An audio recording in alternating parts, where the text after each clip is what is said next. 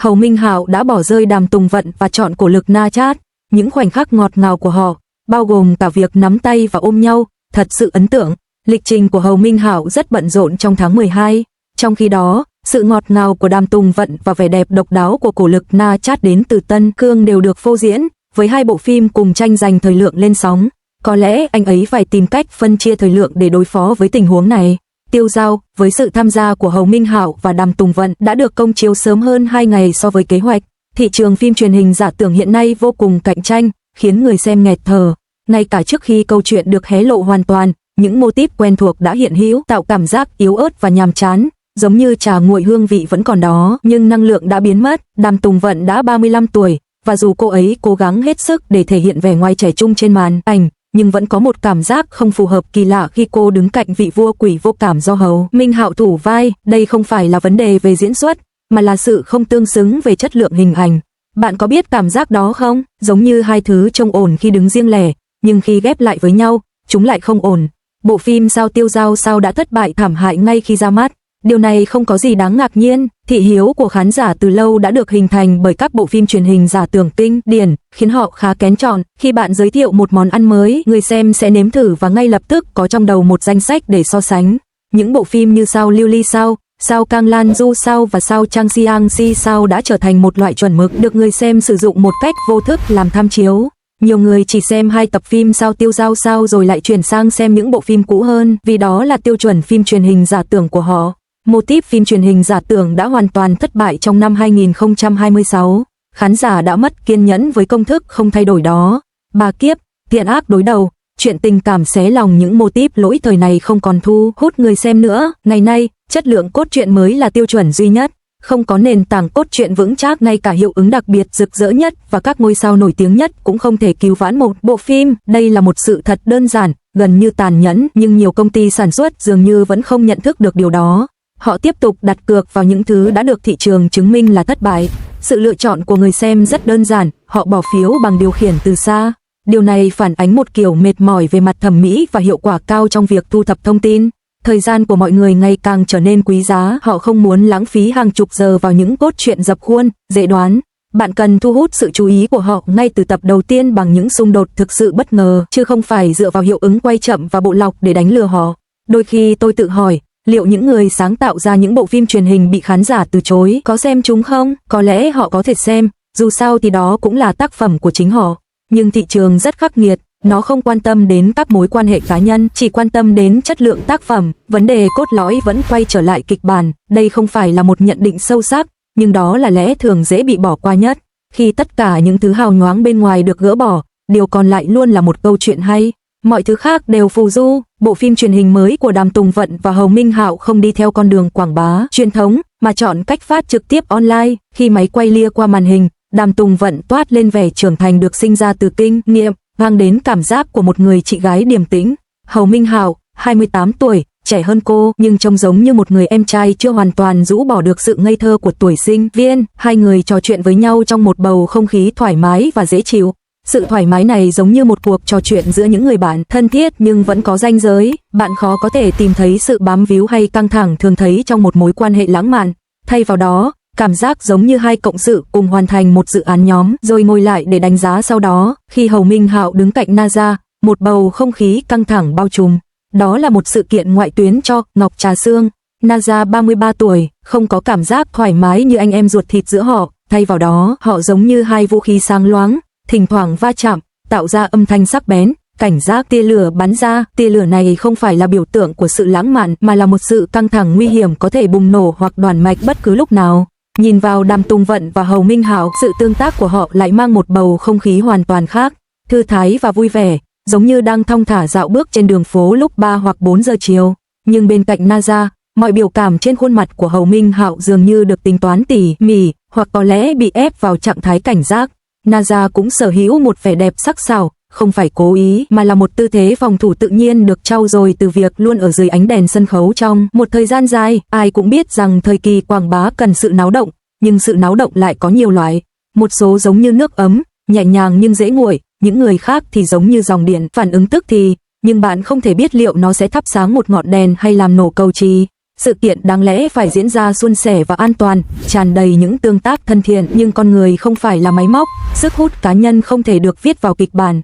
Họ đã hoàn thành tất cả các hành động được quy định, mỉm cười, giao tiếp bằng mắt, trả lời các câu hỏi đã được đặt trước, nhưng vẫn có điều gì đó tràn ngập trong những khoảng trống bên ngoài kịch bản, trong khoảnh khắc giữa sự tạm dừng của người này và câu trả lời của người kia. Trong khoảnh khắc đó, không khí tràn ngập một sự tĩnh lặng đến rợn người. Khán giả thích điều này hơn là xem hai người hòa hợp trao đổi những lời khen ngợi. Họ đã nắm bắt những khoảnh khắc này, khuếch đại chúng, diễn giải chúng và truyền tải vào đó nhiều cảm xúc và mâu thuẫn mơ hồ khác nhau. Điều này có thể là một phần của tuyên truyền, một hình thức kịch nghệ tinh vi hơn, mặc dù các diễn viên không nhất thiết phải hoàn toàn nhận thức được điều đó. Sự căng thẳng quá thật đến nỗi nó không giống như diễn xuất, nó giống như phản ứng tự nhiên của hai cá nhân kiêu hãnh, tự tin và có sức hút mạnh mẽ bị buộc phải chia sẻ một không gian nhỏ hẹp. Nhìn lại các đoạn video, bạn sẽ nhận thấy một chi tiết thú vị, ngôn ngữ cơ thể của họ hiếm khi hướng về nhau. Hầu hết thời gian, họ quay mặt về phía khán giả hoặc máy quay, tạo thành một liên minh tạm thời bên ngoài, nhưng có lẽ tầm nhìn ngoại vi của họ luôn cẩn thận đo khoảng cách giữa hai người. Sự cùng tồn tại thận trọng đó, tránh tiếp xúc trực tiếp, lại cuốn hút hơn bất kỳ cử chỉ thân mật nào, bởi vì sự không chắc chắn đó lại thú vị hơn, bởi vì mọi thứ diễn ra giữa khả năng và vẻ bề ngoài. Chiến dịch tuyên truyền đã đạt được mục đích, mọi người nhớ đến sự kiện đó, nhớ đến bầu không khí khó tả đó, còn về việc đó là tia lửa điện hay tĩnh điện, không ai có thể nói chắc chắn. Có lẽ ngay cả chính họ cũng cần suy ngẫm về điều này. Tại buổi họp báo, Naza nhẹ nhàng kéo cà vạt của Hầu Minh Hạo.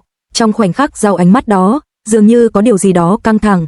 Cảnh tượng vô cùng tinh tế, vẻ đẹp của Naza sở hữu sức hút quyến rũ, gần như mạnh mẽ, trong khi đôi mắt của Hầu Minh Hạo lại phảng phất vẻ ngây thơ, như thể long lanh nước mắt. Sự kết hợp này bất ngờ tạo ra một phản ứng hóa học kỳ lạ, khiến người xem vô cùng thích thú. Sự lựa chọn diễn viên của Yêu Trân dường như vô cùng chính xác, anh ấy dường như đặc biệt giỏi trong việc tìm ra sự kết hợp hoàn hảo giữa nhân vật và diễn viên. Một vài cử chỉ nhỏ tại buổi họp báo, Trà Ngọc Sương gần như đã báo trước mối quan hệ giữa các nhân vật trong phim. Đây không phải là sự trùng hợp ngẫu nhiên, mà là một sự sắp đặt được lên kế hoạch tỉ mỉ. Phải thừa nhận rằng anh ấy rất giỏi trong việc tạo ra sự chú ý và điểm nhấn. Cái gọi là phản ứng hóa học của cặp đôi thường bắt nguồn từ sự căng thẳng không cân bằng này. Phẩm chất mơ hồ của Hầu Minh Hạo tồn tại giữa tuổi trẻ và tuổi trưởng thành thể hiện hoàn hảo động lực này. Sáng kiến của Naza đã châm ngòi cho tất cả. Buổi họp báo trở thành màn mở đầu cho buổi giới thiệu phim. Khán giả đã xem nó và các cuộc thảo luận đã diễn ra. Phần còn lại phụ thuộc vào việc kịch bản có thể đáp ứng được những yếu tố báo trước này hay không. Chính tựa đề sao Yêu Minh Chagu sao Yêu Minh Chagu về cơ bản đã đặt nền móng cho bộ phim.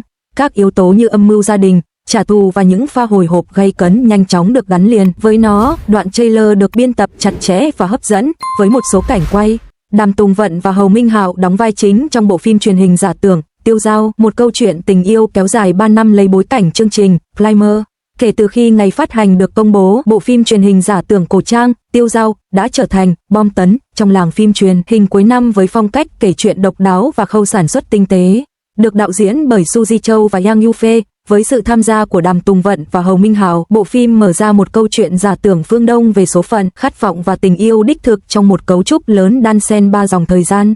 Là một trong những bộ phim truyền hình chất lượng cao được chương trình Primer đề cử hàng đầu của năm, Tiêu Dao không chỉ thể hiện những đột phá liên tục của các nhà làm phim trong biểu đạt nghệ thuật mà còn làm nổi bật tinh thần Primer của phim truyền hình Trung Quốc về chủ đề và sản xuất. Câu chuyện xoay quanh số phận đan xen của một cô gái trẻ, Tiêu Dao, và vua yêu quái, Hồng Ye. Tiêu Dao vô tình đánh thức Hồng Diêm, người đã bị phong ấn suốt trăm năm, và hai người liên tục gặp nhau trong dòng thời gian đảo ngược, trải qua 3 kiếp luân hồi. Từ cuộc gặp gỡ đầu tiên đầy bi kịch giữa công chúa Ninh An của nhân loại và lãnh chúa Hồng Diêm của cõi linh giới, đến mối quan hệ cãi vã nhưng thú vị giữa một cô gái tinh nghịch và một vị vua yêu quái lạnh lùng một thế kỷ sau đó. Cảm xúc của họ dần hé lộ từng lớp trong 3 kiếp lạc lối này. Họ vừa là cứu cánh của nhau, vừa là kẻ thù của nhau trước số phận. Đối mặt với những xung đột dục vọng được khơi dậy bởi Ngọc Xuân, họ cùng nhau giải quyết những vụ án kỳ lạ. Đối mặt với lòng tham, sự giận dữ và ngu muội vốn có trong bản chất con người, và cuối cùng, giữa định mệnh và sự lựa chọn, họ lý giải ý nghĩa thực sự của tự do, không phải trốn tránh thế gian, mà là bảo tồn bản ngã đích thực giữa hỗn loạn. Sự khám phá chiều sâu cảm xúc và sự phức tạp của bản chất con người chính là đỉnh cao nghệ thuật mà chương trình Những Người Leo Núi hướng đến. Đàm Tùng Vận đảm nhận 2 vai diễn trong phim, thể hiện hoàn hảo 2 nhân vật, Tiêu Dao, cô nàng, nữ hoàng đề thi, hoạt bát và tinh nghịch, và Ni Nhan, nàng công chúa lạnh lùng và kiên quyết, cho thấy khả năng diễn xuất mạnh mẽ của anh. Hầu Minh Hạo vào vai Hao Ngai, người bề ngoài lạnh lùng nhưng bên trong ấm áp, vừa mang dáng dấp uy nghiêm của một vị vua, vừa mang nỗi đau sâu sắc của tình yêu, tạo nên một sự tương phản ngọt ngào xen lẫn cay đắng trong những cảnh diễn cùng Đàm Tùng Vận. Diễn xuất xuất sắc của họ thể hiện sống động tinh thần của những diễn viên không ngừng trau dồi kỹ năng và phấn đấu đạt đến đỉnh cao trong diễn xuất, một mục tiêu mà chương trình Flymer luôn đề cao. Họ là hình mẫu hoàn hảo cho phương châm của chương trình đối mặt với thử thách, phấn đấu hoàn hảo và dũng cảm chinh phục những đỉnh cao mới trong sáng tạo nội dung.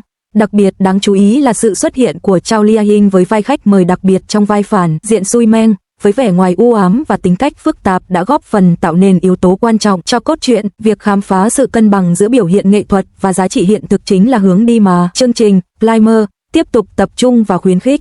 Chương trình Những Người Leo Núi kết luận rằng Sao Tiêu Giao Sao không chỉ là một bữa tiệc thị giác mà còn là một sự tìm tòi sâu sắc về nhân tính và cảm xúc. Bên dưới vẻ ngoài kỳ ảo, bộ phim kể một câu chuyện mà ai cũng trải qua, đấu tranh với dục vọng, trưởng thành trong tình yêu và tìm kiếm con đường riêng đến với tiêu dao trong định mệnh.